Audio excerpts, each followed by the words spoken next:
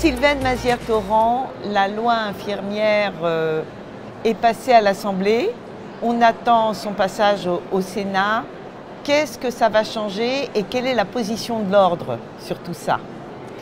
Alors bien sûr que c'est une bonne nouvelle entre guillemets, notamment ce vote à l'unanimité à l'Assemblée nationale.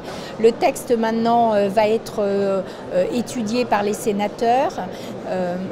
Nous attendons que les sénateurs aillent dans le même sens que les députés. Il est extrêmement important pour la profession qu'une nouvelle loi, un texte fondateur, reconnaisse les missions des infirmières dans le système de santé et que notamment des notions comme le diagnostic infirmier ou la consultation infirmière ou le droit de prescription des infirmières dans certains champs de la prise en charge puissent être enfin reconnus par un texte législatif. Mais alors justement, quelles sont les grandes avancées que ça va permettre? Le diagnostic infirmier, la primo-prescription, etc. Quelles sont celles qui sont vraiment capitales et qui doivent absolument passer? C'est la possibilité de l'accès direct. Un des exemples, par exemple, c'est la prise en charge des pansements de plaies. Actuellement, pour accéder à une infirmière, pour être pris en charge pour une plaie, il faut attendre d'avoir une prescription médicale pour pouvoir ensuite être pris en charge. C'est un retard de prise en charge qui est quelquefois préjudiciable à l'évolution de la plaie et donc qu'une infirmière puisse d'emblée prendre en charge le patient, prescrire elle-même ce dont elle a besoin pour réaliser son pansement, va être une avancée significative pour un grand nombre de nos concitoyens qui actuellement ont des retards de prise en charge. Et sur la question des ratios, est-ce que des choses ont avancé ou pas? Alors les ratios soignants pour les établissements hospitaliers ont été votés, vous le savez. Cette loi ne va pas forcément intervenir et renforcer ce point de vue-là. C'est ensuite un travail de mise en application avec le ministère qui pourra faire déboucher cette notion des ratios patients-infirmières qui sont extrêmement importants pour la qualité et la sécurité des soins. Et quelles sont les autres attentes auxquelles cette loi ne répond pas et qui seront des combats dans les années à venir? Alors, je pense que la définition des missions a été une grande avancée et je crois que nous avons quand même obtenu à peu près tout ce que nous voulions voir apparaître dans ce texte. L'ordre a fait un gros travail de lobbying sur ce sujet. Maintenant, les évolutions à venir, c'est l'universitarisation de la profession et c'est notamment le développement des départements de sciences infirmières dans les différentes universités de santé parce que actuellement, le parcours LMD n'est pas encore suffisamment développé en France. Nous sommes nettement en retard par rapport aux autres pays européens.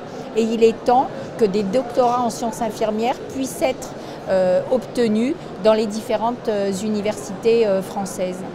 Alors qu'en est-il justement, parce que dans la loi a été refusée la 4e année de formation, en tout cas il n'en a pas été tenu compte, quel regard vous portez sur ça? Alors, je pense qu'il était à peu près normal que dans ce texte-là, qui n'avait pas pour objet de formaliser les textes sur la formation, que cet amendement n'ait pas été retenu. Ce n'était pas le sujet principal de cette loi. Par contre, nous sommes en train de travailler au niveau de l'ordre pour voir de quelle manière éventuellement doit évoluer la formation professionnelle. Le Conseil national n'a pas encore voté, entre guillemets, de position officielle, donc je ne m'avancerai pas par respect pour mes confrères et mes consoeurs du Conseil national qui sont souverains pour prendre ces décisions politiques. Mais en tout cas, nous travaillons sur ce sujet et nous essayons de voir de quelle manière on va pouvoir faire évoluer effectivement le système de formation de la profession. Et enfin, dernière question, quelles sont les grandes priorités de l'ordre aujourd'hui? Alors notre programme, nous avons parlé de la santé des soignants, des violences sexuelles et sexistes.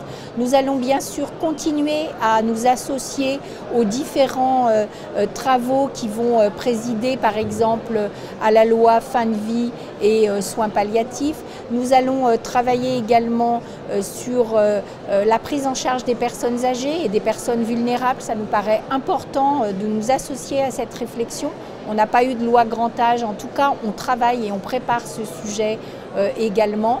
Et puis on va aussi tourner résolument la profession vers un avenir plus, je dirais, technique entre guillemets, avec tout ce qui concerne l'intelligence artificielle et la manière dont on va introduire l'intelligence artificielle dans la pratique des soignants, tout en conservant, je dirais, la maîtrise, puisque la relation humaine et l'intervention humaine est absolument indispensable dans cette évolution.